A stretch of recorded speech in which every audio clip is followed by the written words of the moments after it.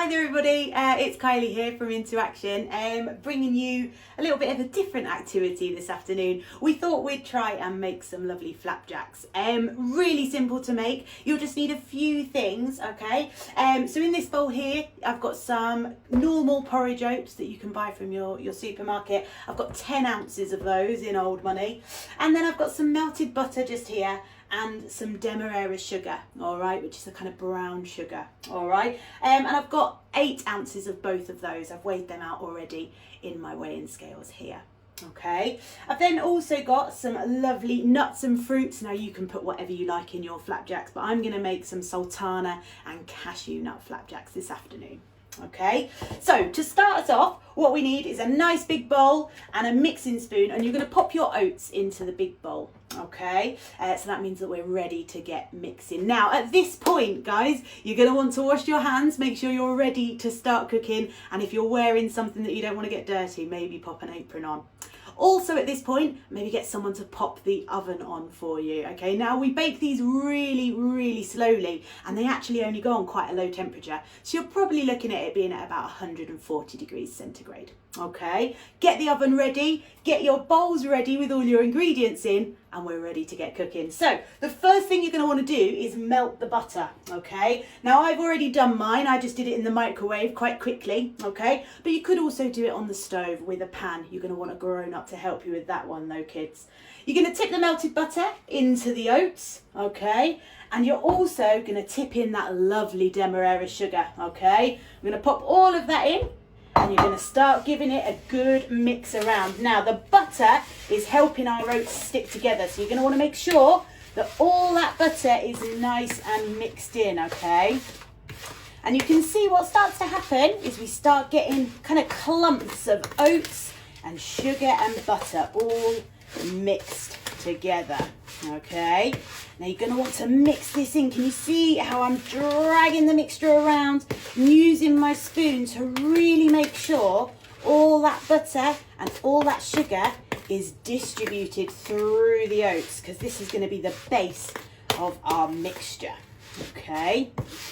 Now, some of you might have noticed that my oats aren't sticking together very well just yet, okay? But that's because I've got a secret ingredient, and my secret ingredient is golden syrup. Okay, so I'm going to use the golden syrup. Now normally you need around 5 ounces of this, but you know what, I'm not going to bother measuring it, because if I do, I'm going to dirty another bowl and that's more washing up for me later. So instead I'm just going to squeeze some golden syrup directly into the bowl of oats. Okay, give it a good old squeeze, and then we're going to keep on mixing. All right, now what we're looking for, guys, is for the mixture to start sticking together. Okay, so we don't want it to be all crumbly and looking like granola. We need it to start sticking together as if it were already becoming a flapjack. All right, so I reckon we're going to need a little bit more golden syrup in here. So we're going to get another big squeeze of golden syrup. Now you can use honey as well instead of golden syrup if that's what you've got. All right, but I choose golden syrup because I use it in lots and lots of my baking.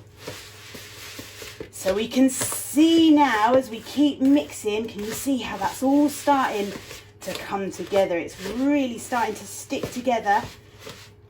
You see all in the bottom there, we've started to get our oats stuck together. Really nice mixture. Now, at this point, you could leave it. Okay, and you could put this into the tin and you'd just have some yummy golden syrup flapjacks.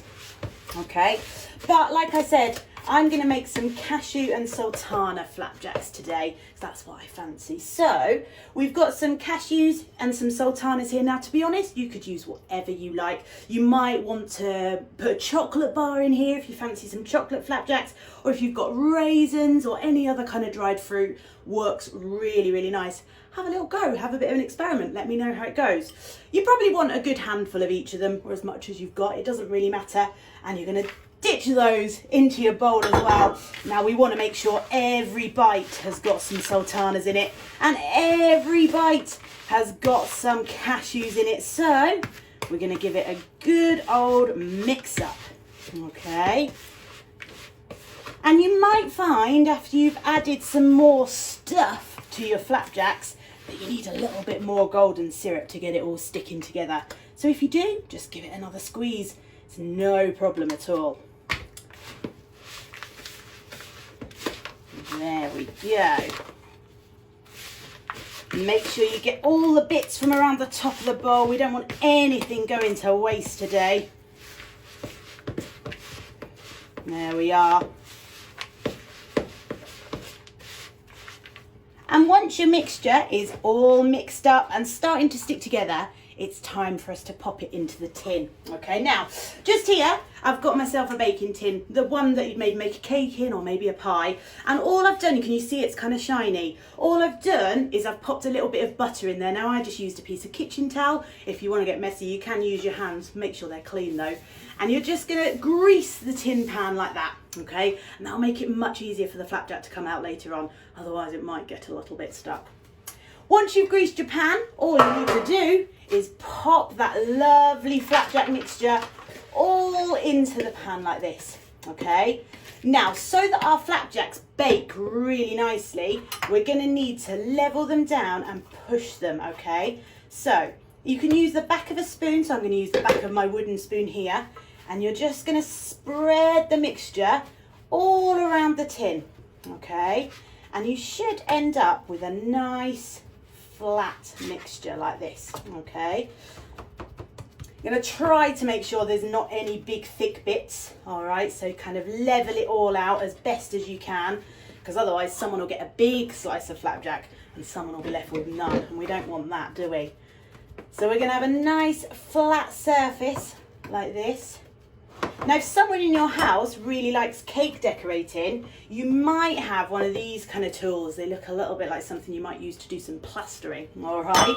If you have got one of those, they're really good for pressing the mixture in. Can you see how that's really pressing the mixture down? If you haven't though, just use the back of a spoon. It's no problem at all, okay?